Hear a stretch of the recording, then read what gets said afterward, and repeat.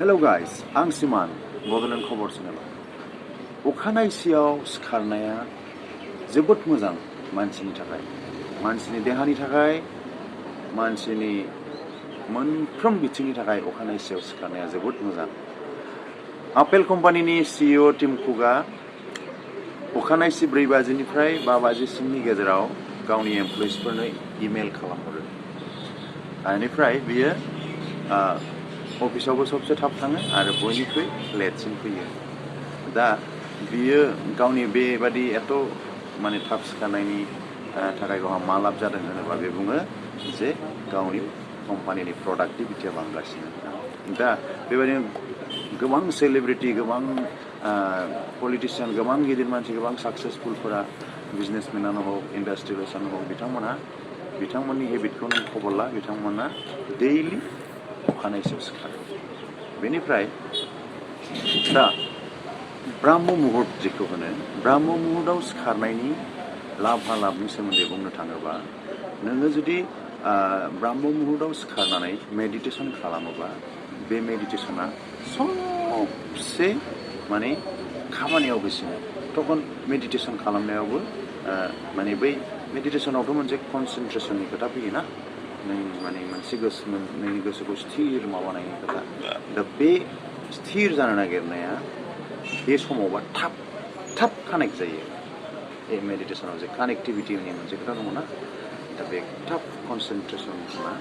माबा जायो कानेक्ट जायो मानसिनि गोसोआ स्थिर थाब जानो हायो दा बे टाइम बेनिफ्राय बेथ' इन जेनेरेल जाहैबाय बयनिबो थाखाय होमबा मेडिटेसन खालामोबा मानसिया बे समाव खालामनांगौ बेस्ट टाइम बेयो सासे स्टुडेन्टनि थाखाय नोङो जुदि थाब सिखारनानै नों जुदि फरायोबा दसे नों मेडिटेसन खालामदो ओमफ्राय फरायदो नोंना थाबसिन गोसोआव थागोन होमबा सासे स्टुडेन्टनि थाखायबो अखानायसेयाव सिखारनाया बिराद दरखार होमबा बियो थाबसिन गोसोआव लानो हागोन जायफ्रा गिदिर एग्जाम होनो नागिरदों बिसोरनोथ' नांखाथारगौ आरो रेगुलार स्टुडेन्टफोरनोबो बेखौ नांखाथारगौ ओमफ्राय होमबा सासे स्टुडेन्टआ थाब सिखारनानै फरायबा फरायनायनि थाखायबो टाइमखौ बांसिन मोनबाय जे समाव मानसिफ्रा उन्दुदों बे समाव आंहा फरायगासिनो सासे स्टुडेन्टआ होमबा बे लाब जालायबाय दाना बे स्टुडेन्टनि थाखाय जालायबाय बेनिफ्राय माखासे ओरैनो जेनेरेल जों मानसिफोरनि थाखाय मा जाबाय जेनेरेल मानसिफोरनि थाखाय मोनसे लाबबावा मा आं जे खामानिखौ लेट सिखारोबा जे खामानिखौ आं हयथ' 8थायावसो मावगौमोन बेखौ आङो थाब सिखारबाय नालाय आं थाब मावनो हाबाय आंहा समाया मोनग्रोबाय नालाय ओंखायनो थाब सिखारोबा 1-2 घन्टाखौ भगबाना आंनो गिफ्ट होबायलै दैलि बिदि साननानै लानो हायै जायो बे इन जेनेरेल होमबा ओमफ्राय आं ब्रह्म मुहुर्तआव सिखारनानै बे 1-2 घन्टा टाइम मोननायखौ जायफ्रा जे समाव मानसिफ्रा उन्दुयोसो बे टाइमखौ आं मा खालामगोन बेबोथ' मोनसे खोथा ना सिखारनानै आं मा खालामगोन बेखौ नोंहा मोनसे प्लेनिं थानांगोन बेनो जाहैबाय नोङो जाय स्टुडेन्ट बेथ' गावनि नांगौ लेखाफोरखौ फरायबाय जाय स्टुडेन्ट नङा हयथ' नोङो सिखारग्रोमोना नों बेरायहैदो वाकआव थांदो वाक खालामखांनानै फैनानै नोङो मोजां लेखा फरायदो नोंहा दिनै मा थांखि दङ बेखौ नोङो नट खालामना लादो बेखौ मावदो बेनिफ्राय मा जाबावबाय जायफ्रा माने धोरोमजों नांथाबनाय बिसोरो मेडिटेसन खालामदो मेडिटेसन खालामनायनि उनाव गुरुनि जे थिननाय बेखौ मावदो मावखांनायनि उनाव नों गुरुनि मोनसे नियम थायो प्रेयार खालामदो टाइमाव मोनसे टाइम थाखायो मान्थलि बे टाइमाव नों प्रेयाराव थांदो बा न'आवनो खालामदो मन्दिर खाथियाव मन्दिराव प्रेयार खालामहैदो बेनिफ्राय आरो मा साबसिन माबानांगौ प्रेयार आर'ज माने मोनसे खोथा दङना नों सिखारग्रोमोना इसोरखौ गोसोखां इसोरखौ खुलुम बेनिफ्राय उन्दुनोसैयाव इसोरखौ खुलुमनानै उन्दु बिदि बुंनाय दङना दा बेनो सिखारग्रोमोना नों जुदि थाब सिखारोबा नों थाब सिखारदो ब्रह्म मुहुर्तआव नाम ध्यान लादो माने मेडिटेसन बेनिफ्राय नोङो मेडिटेसन खालामखांनानै गुरुनि जे निर्देश दंबावो नोंहा दैनन्दिन कर्म बेखौ खालामदो बेनिफ्राय प्रेयाराव थांदो आर'ज गाबनो थांदो बेनि उनाव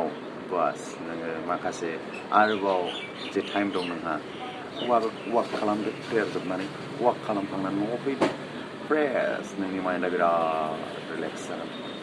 गोबां मानसिफोरा एसे एसे रागा जायोना बे खामानिखौ माव अखानायसेयाव सिखार मेडिटेसन खालाम वाकआव थां फै दैलि रुटिन जानांगोन खिन्थु नाय नोंनि रागाया खमायगोन बेनिफ्राय नोङो माखासे खामानिफोरखौ नों थाब मावनो सुजुग मोनबाय जायनि थाखाय नोंहा बै मोनसे जे टाइमाव बिराद मोनसे बिजि टाइम खोथा 7टानिफ्राय 9टा बा 10टासिम अफिस आवार्ससिम स्कुल टाइम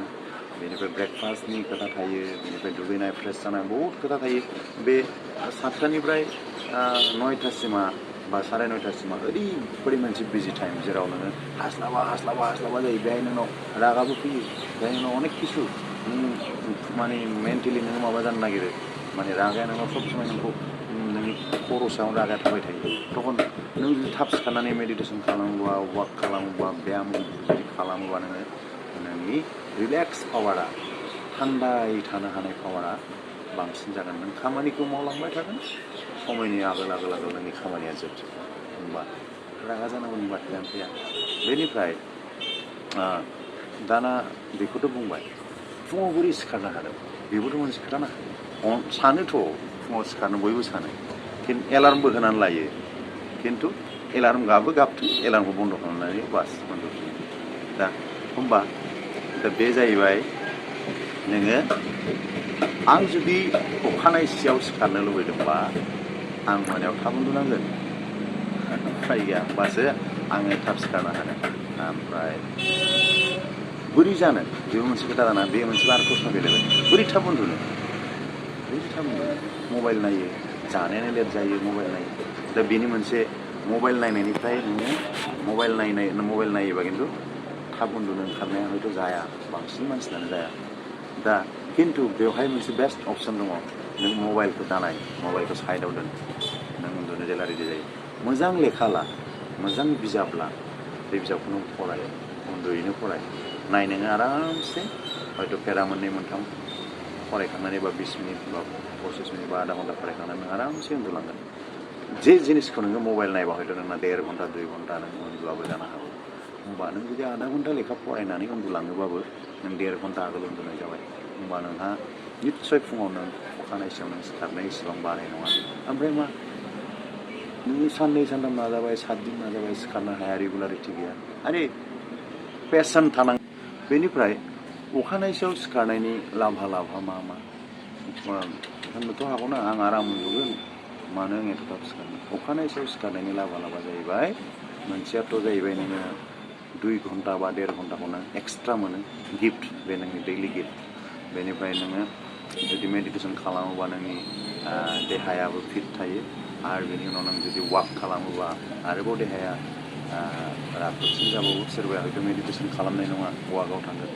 बेनो एखे खोथा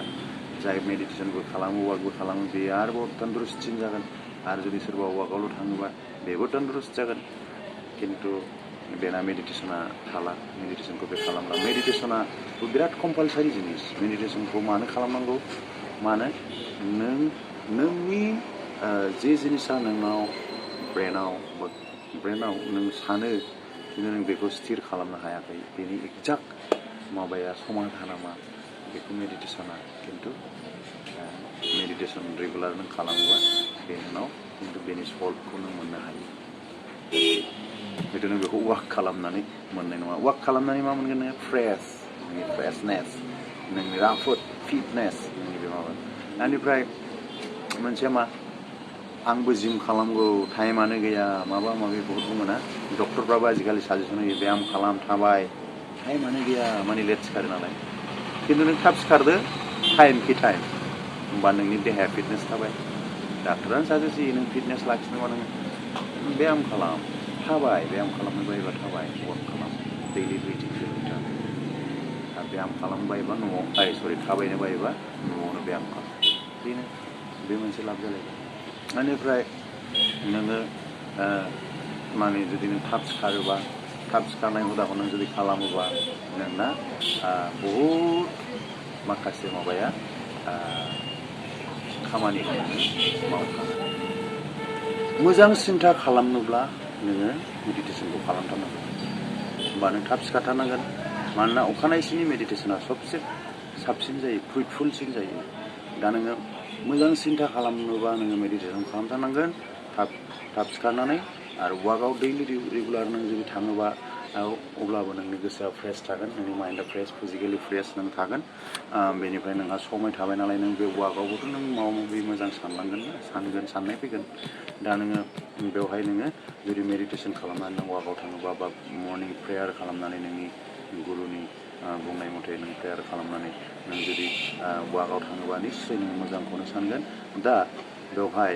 नों मोजां साननायाव नोंनाव सब समाय नों नोंखौ एनालाइसिस खालामनो हागोन जे आं एक्सुवेलि मा सानमारगासिनो दं मा मावमारगासिनो दं आं माबा मोनसे गाज्रि मावाखैथ' मैया बा आं दा माबा मोनसे गाज्रि सानाखैथ' होमबा नों बेखौ एनालाइज खालामनानै नोङो नोंखौ सोदांनानै लानो हागोन जे नैबे आंना भुल जादों होमबा नोङो बबेनिफ्राय बे सुजुगखौ मोनखांनो नों थाब सिखारनायखौ नङाब्ला नोंहा बिजि टाइम बयबो माबा नङा माबा मोनसे खामानियाव एंगेज तखनथ' नों बेबायदि समय मोनाना फ्रि समय जे समाव नों नोंखौ एनालाइज खालामनो हायो बेनिफ्राय गावनि भुलखौ साबसिन बिजिरनो हायो होनोबा जुदि बिजिरनो गोसो दङबा गाव खुद निजेसो बिजिरनो हायो ओंखायनो गावनि साबसिन जाज जानोबा गाव आंखौ आं साबसिन जाज खालामनो हायो ओंखायनो जोङो बै जे समय मोनदोंना थाब सिखारनायनि बेखौ बे खामानिखौ जों बाहायनो हायो होमबा नोङो मानसि हिसाबै सासे बेस्ट जानायनि बेस्ट माने मा मोजां मानसि सासे सोद्रोमस्रि गोनां मानसि माने जानो हायो मानो बेस्ट होननानै बयबो बुंगोन नों सोरजोंबा बुंजानो लुबैनानै जानांगौ बे नङा नोंनि मोजां सोलिनायजोंनो नों जुदि नोङो मोजां जेब्लाबो नोंनि सोलिनाय बुंनाय रायलायनायाव नोंनाव सब सम मोजाङानो ओंखारोबा सार्टिफिकेटआ नों मोनखागोन मिथिंगाया परिबेसा नोंनो बे सार्टिफिकेटखौ होखागोन जे उमुगा बिराद थाब सिखारो उमुगा मेडिटेसन खालामो उमुगा प्रेयाराव थाङो उमुगा वाकआव थाङो उमुगा सासे बयनिबो थाखाय मोजां सानग्रा मानसि बेनिफ्राय आं एसेनोसै गोलाव जालाङो आरोबाव पार्ट बाय पार्ट लाबोगोन नोंथांमोना साबस्क्राइब खालाम लाइक खालाम शेयार खालाम बे चेनेलखौ गोजोनथोंसै